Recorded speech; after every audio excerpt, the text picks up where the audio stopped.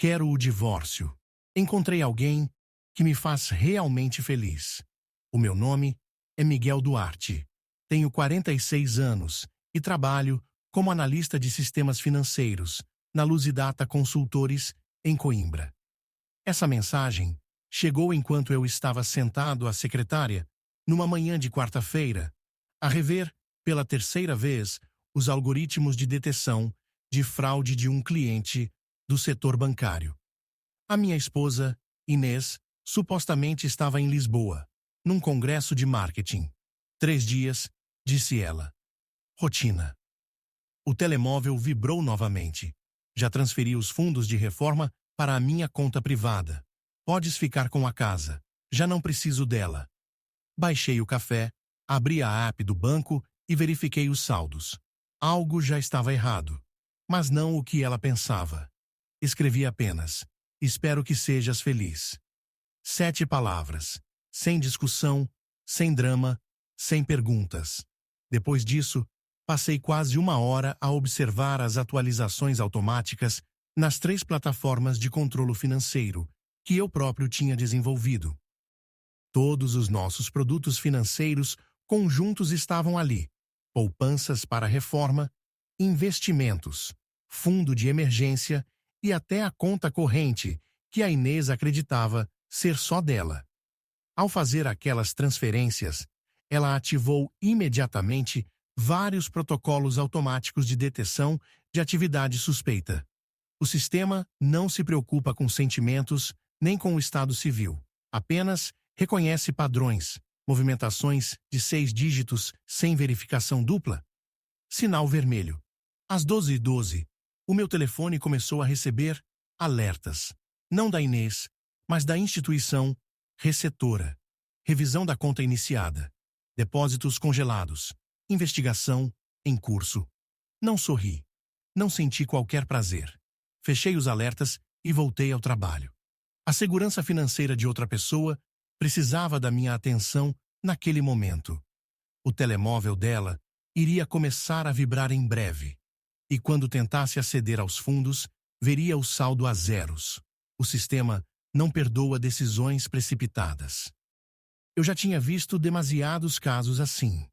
Contas bloqueadas em investigações, casais em conflito, empresas a tentar esconder perdas. O dinheiro não se move por amor, move-se por regras. E a Inês tinha violado todas.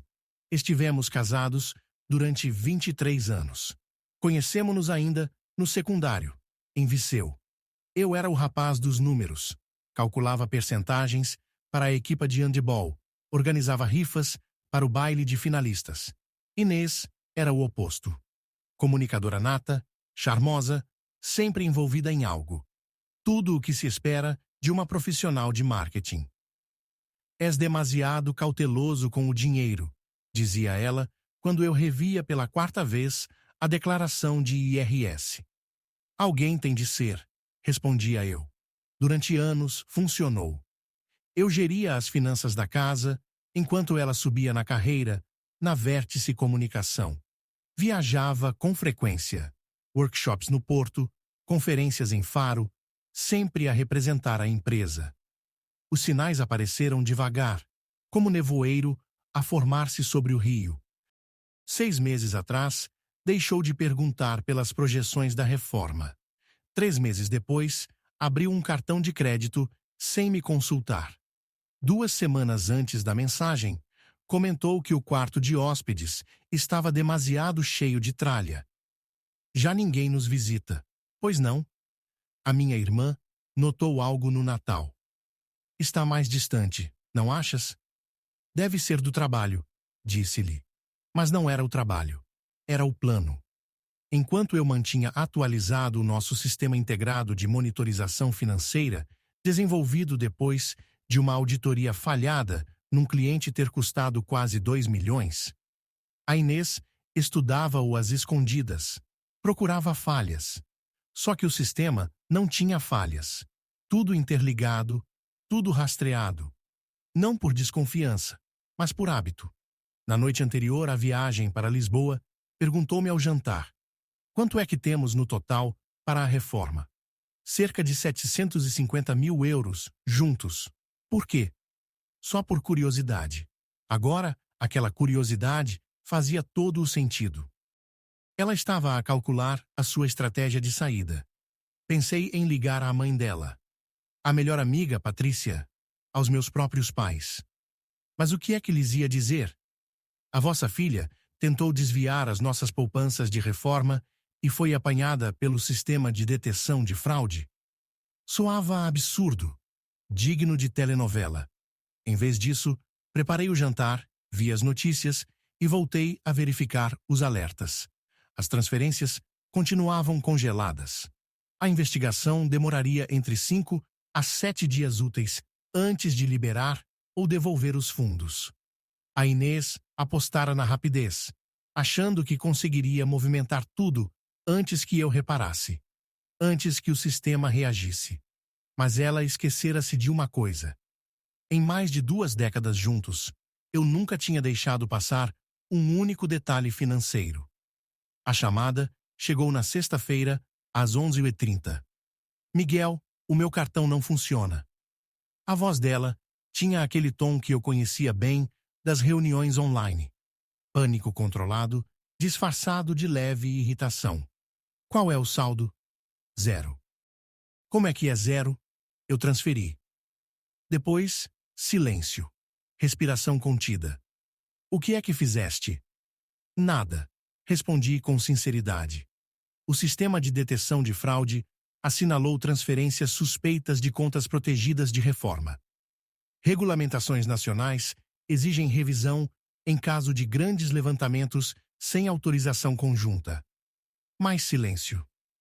Quanto tempo? 5 a 7 dias úteis. Talvez mais, se encontrarem incongruências. Ela desligou. Fiquei no meu escritório em casa, a olhar para os alertas no ecrã. Bebi um gole de café. Algo tinha mudado em mim. Não era raiva, nem bem traição. Era lucidez. Durante 23 anos, protegi o nosso futuro financeiro. Poupei com cuidado. Investi com prudência. Desenvolvi sistemas para prevenir problemas antes que eles acontecessem. E a mulher por quem eu fiz tudo isso tinha tentado levar tudo com um clique. Mas o que magoava não era o dinheiro. Era a eficiência da traição. Uma mensagem, uma transferência, um adeus. Como se fosse fechar um contrato de prestação de serviços. Consultei o nosso portfólio de investimentos. Sem as transferências da Inês, as contas de reforma continuavam intactas. A casa, comprada há 5 anos por 270 mil euros, valia agora quase $500 mil. As minhas ações, os certificados de aforro, tudo estava seguro, protegido pelos protocolos que eu criara enquanto ela andava em eventos de networking. Na tarde de sexta-feira, o meu telemóvel registrava 23 mensagens dela. Não abri nenhuma. O que havia para discutir? O advogado que consultei no sábado, Dr. Álvaro Mendes, da Ferreira Mendes, foi direto. Avance já com o processo. Documente tudo. A tentativa de má conduta financeira será favorável para si em tribunal. Na segunda de manhã, dei entrada com o pedido de divórcio. Processo simples. Sem pensões, sem partilhas de bens não afetados. Apenas o divórcio. A casa ficava no meu nome. Nem toquei na conta conjunta. Ficaram lá os 3,00 euros que restavam. Aquilo podia ficar para a Inês. Na terça-feira, a realidade assentou. Nunca fui vingativo. Nem agora o era. Mas ingênuo também não. Os mesmos sistemas que eu criara para proteger os clientes da Lusidata tinham me protegido a mim. Os algoritmos bancários não se preocupam com votos matrimoniais. Preocupam-se com padrões, com autorizações, com conformidade legal. E a Inês violara todas as regras, convencida de que era esperta. Fui trabalhar. Almocei na secretária. Analisei casos de fraude. A ironia não me escapava. No fim de semana, limpei o quarto de hóspedes, aquele que ela dizia estar cheio de tralha. Doamos os livros dela. Guardei as fotografias em caixas. não por rancor, por necessidade. A vida que eu conhecia tinha acabado com uma mensagem, mas os sistemas que eu criara aguentaram-se. Às vezes, os melhores planos são aqueles que esperas nunca precisar. E às vezes, são eles que te salvam, sem que mexas um dedo. Inês contratou a doutora Patrícia Martins como advogada. Eu conhecia-a dos churrascos no bairro, sempre a falar de brechas legais e artimanhas jurídicas. Entraram com uma providência cautelar. Diziam que eu tinha manipulado os sistemas deliberadamente para bloquear os bens matrimoniais. O seu marido usou os seus conhecimentos financeiros para sabotar o patrimônio comum. Lia-se no requerimento. Voltei ao escritório do Dr. Mendes. Ele leu o documento e sorriu. Estão a tentar alegar má-fé com base em alertas automáticos? É ousado, mas não vai resultar. A audiência ficou marcada para dali a 2 semanas. Entretanto, Inês ligou para casa 17 vezes no domingo à noite. Na última, atendi. Miguel, tens de ligar para o banco. Diz-lhes que foste tu a autorizar. Estou encalhada. Onde? Em Faro. Estou em casa de amigos. Faro não é Lisboa. Silêncio. É complicado. Pois acredito que seja complicado. Já ligaste à responsável do Congresso? À tua diretora na Vértice? Miguel, não comeces. Só estou a perguntar, já que estarias, supostamente, num evento profissional. Clique. A segunda-feira trouxe desenvolvimentos inesperados. O meu sistema de monitorização de fraude assinalou algo novo. A Inês tentou abrir cartões de crédito utilizando a nossa morada conjugal. 3 pedidos em 2 dias. Todos recusados, devido à investigação em curso. Estava presa numa armadilha financeira criada por ela mesma. Sem acesso a fundos, com o crédito bloqueado, dependente do pouco dinheiro que tivesse em mãos. Na terça-feira, a Patrícia ligou-me diretamente. Isto está a ficar complicado, Miguel. A Inês precisa de meios para viver. Pode usar a conta conjunta. Estão lá 3.000 euros intactos. Isso não é razoável. Sempre foi o nosso fundo de emergência. Ela achou razoável transferir 750 mil euros sem sequer me consultar. A chamada terminou abruptamente. Na quarta-feira, recebi uma chamada inesperada. O diretor de Inês na Vértice Comunicação, Alexandre Moura, queria esclarecer uma dúvida. Miguel, sabes se a Inês esteve mesmo no Congresso em Lisboa? O Departamento de Recursos Humanos não tem registro da inscrição dela. Pensei em mentir. Proteger-lhe a reputação. Não posso confirmar. Tens de falar com ela diretamente. Já tentei. Não responde. E encontramos irregularidades nos relatórios de despesas dela. O estômago deu um nó. Já não era apenas traição pessoal. Havia também má conduta profissional. Não me posso pronunciar sobre isso, disse eu. Entendido. Mas se ela entrar em contato contigo. Esquece. Obrigado, Miguel. A investigação bancária alargou-se. Fui contactado diretamente por representantes da entidade bancária. Senhor Duarte, encontramos múltiplas transferências irregulares entre contas da empresa e contas pessoais nos últimos 18 meses. Todas originadas do mesmo endereço IP. Inês não se limitara a tentar roubar-nos. Tinha andado a desviar fundos da própria empresa. O meu cotidiano, planeado, a minha vida ordenada, tudo colapsava. Casamento, confiança, honestidade básica, tudo parecia posto em causa. Mas eu não a tinha empurrado para o crime. Apenas criara sistemas que o identificavam quando ocorria. Na manhã de quinta-feira, a Patrícia apresentou uma providência cautelar urgente, solicitando apoio financeiro imediato para a Inês. O juiz marcou uma audiência para sexta-feira. Preparei-me com rigor. Extratos bancários, alertas de fraude, padrões históricos de transferências, A minha formação financeira entrou em ação. A evidência pesa mais do que qualquer acusação. Na noite anterior à audiência, a Inês enviou uma mensagem. Desculpa ter chegado a este ponto. Não respondi. Pedidos de desculpa depois de uma tentativa de desvio financeiro soam a vazio. Sexta-feira amanheceu fria e cinzenta. No tribunal, vi a Inês pela primeira vez desde o Congresso. Parecia mais pequena, mais pálida. Por quê? Sussurrou no corredor. Por que o quê? Por que é que reparei? Por que é que o sistema funcionou? Por que é que tentaste levar tudo? Ela não teve resposta. A audiência durou 20 minutos. O juiz analisou os relatórios de fraude, reconheceu que os bloqueios tinham sido automáticos e decidiu que o acesso à conta conjunta era suficiente para cobrir as necessidades básicas durante a investigação. Inês saiu de mãos vazias. A armadilha que preparara fechara-se sobre ela própria. Na segunda-feira seguinte, recebi um visitante inesperado no escritório.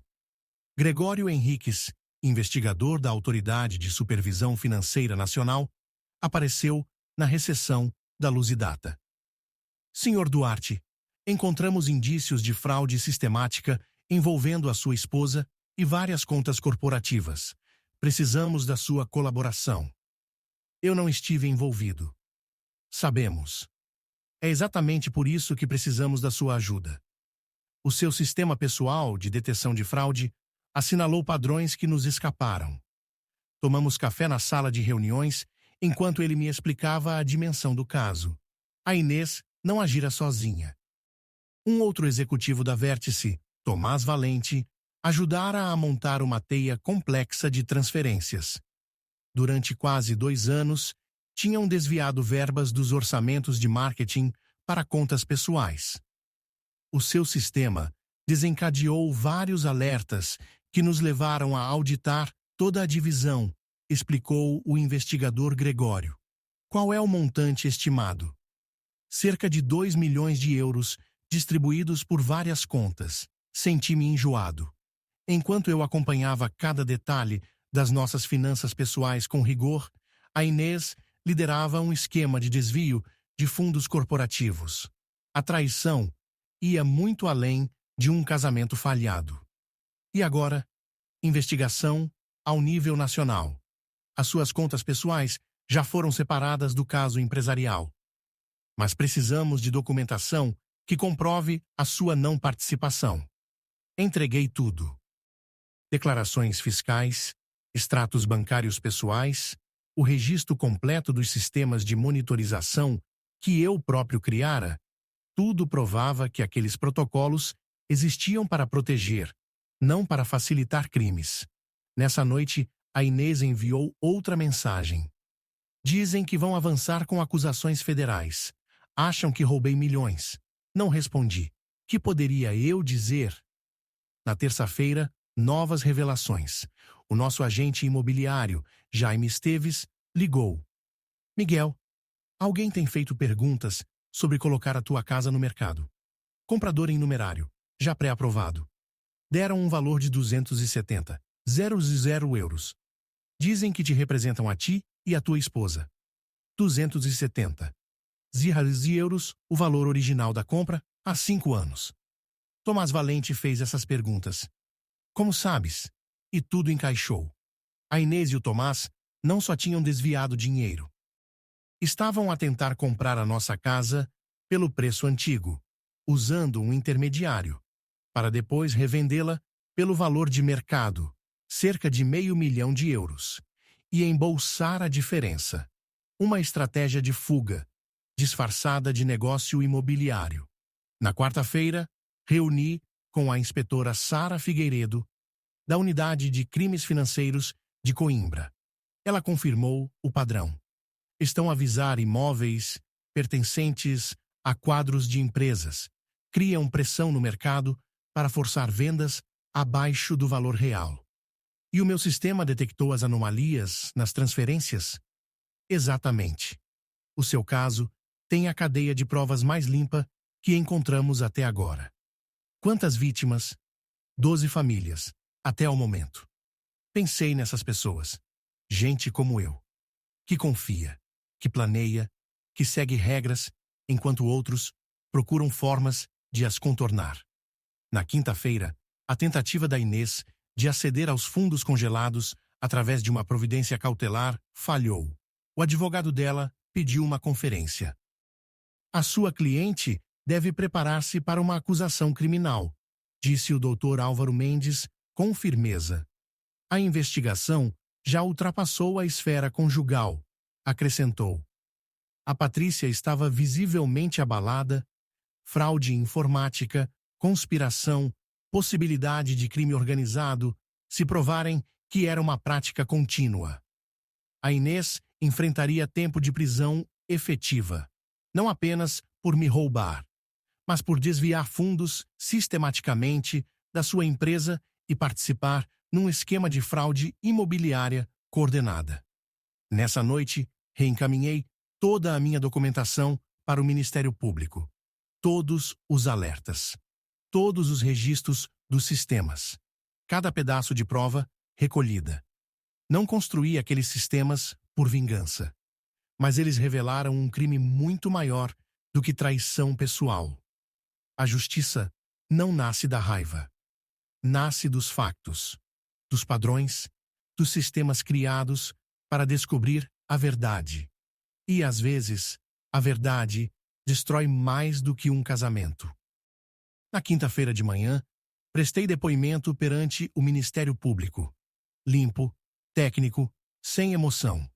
Expliquei como os sistemas de monitorização funcionavam. Os alertas são automáticos.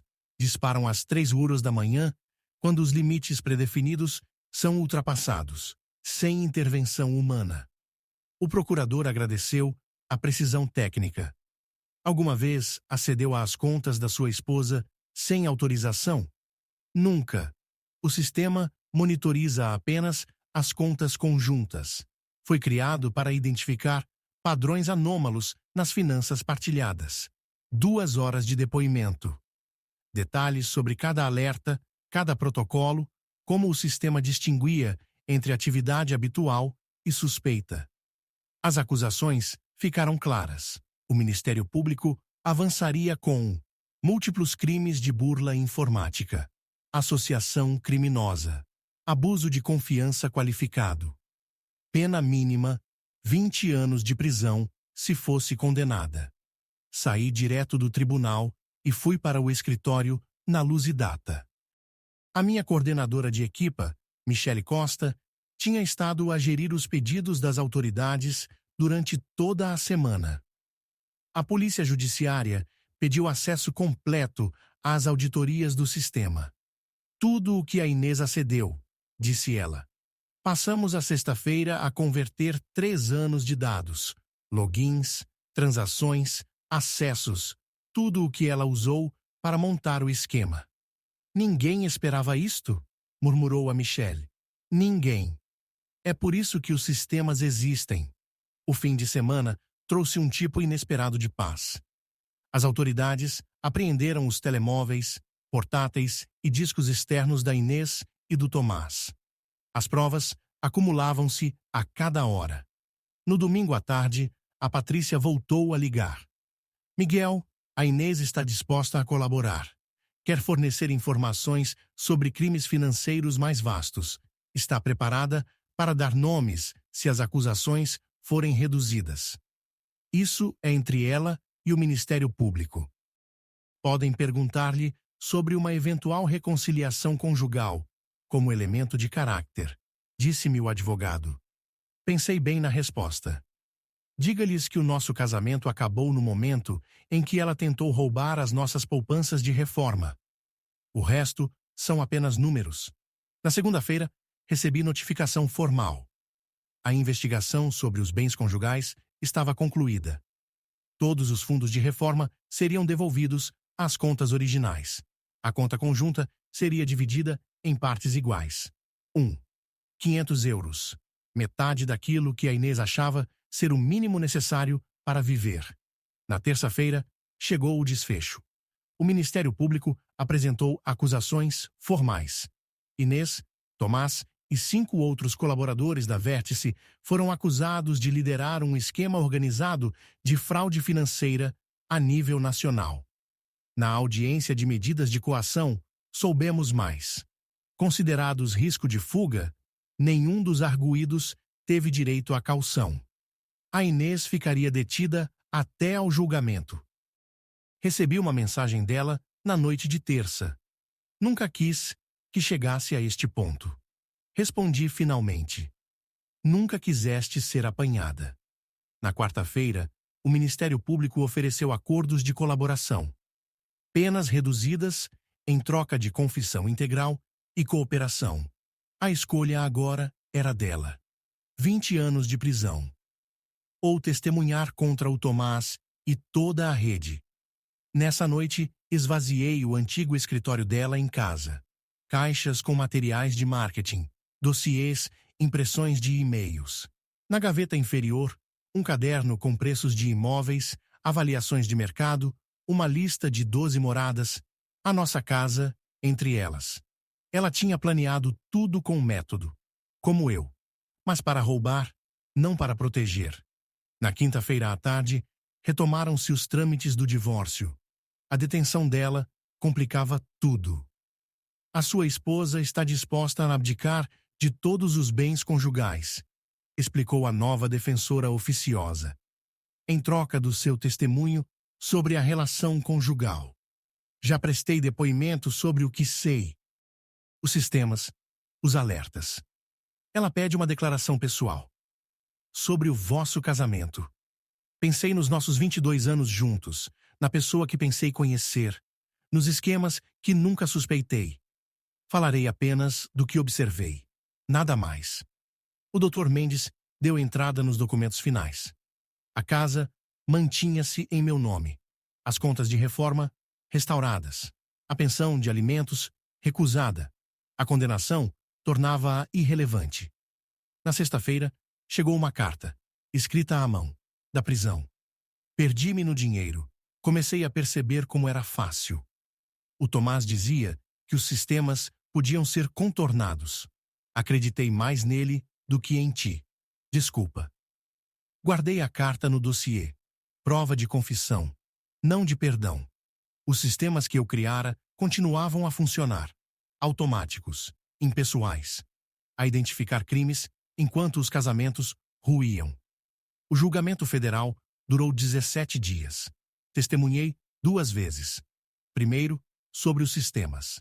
Depois, sobre o casamento. Suspeitou alguma vez da atividade profissional da sua esposa? Não. Confiava nela. Quando terminou essa confiança? Quando o meu sistema de detecção de fraude sinalizou a tentativa de transferência não autorizada das nossas poupanças. O júri escutava com atenção. A Inês encolhia-se a cada dia. A roupa de marca substituída pelo uniforme da prisão. No 12º dia, o Tomás quebrou. Aceitou o acordo. 7 anos em vez de 25. Revelou tudo.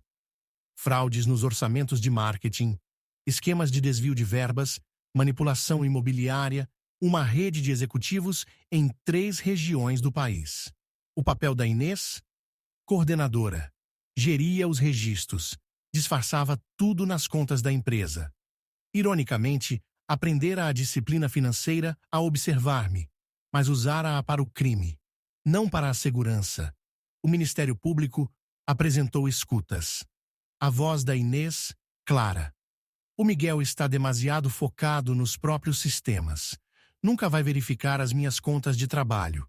A minha mulher, durante 22 anos, contava com o meu respeito pelos limites para cometer crimes. No 17. O dia, o veredito. Culpada. 12 crimes de burla informática. 8 de associação criminosa. 2 de abuso de confiança qualificado.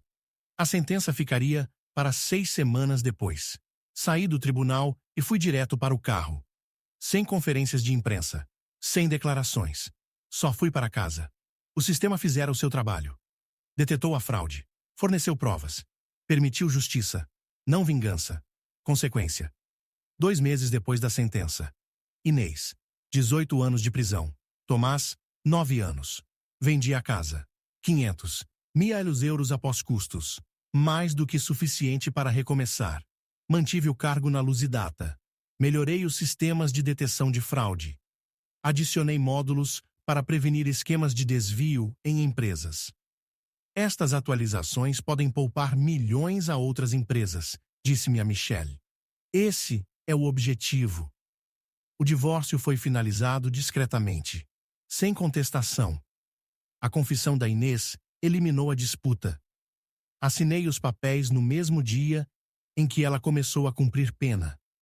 O doutor Mendes deu-me a última atualização. Foi decretada restituição total. As suas poupanças de reforma estão definitivamente protegidas. Comprei uma casa mais pequena, em Aveiro. Térrea, simples, sem quartos de hóspedes para acumular lembranças. Comecei a dar aulas 2 vezes por semana na Universidade de Aveiro. Detecção de fraude financeira. Casos reais, lições reais. Confiem, mas verifiquem, dizia aos alunos. Os sistemas protegem quando as pessoas não conseguem. Às vezes, recebia cartas da prisão. A culpa da Inês aprofundava-se com o isolamento. Nunca respondi. Nunca visitei. Nunca perdoei. Não por crueldade, por clareza. Os sistemas operam sem emoção. Algoritmos detetam padrões. A matemática revela a verdade. E aprendi a viver da mesma forma. 3 anos depois. Rituais simples, café de manhã. Pequeno almoço tranquilo. Verificações de mercado automatizadas. Deslocações sem desvios.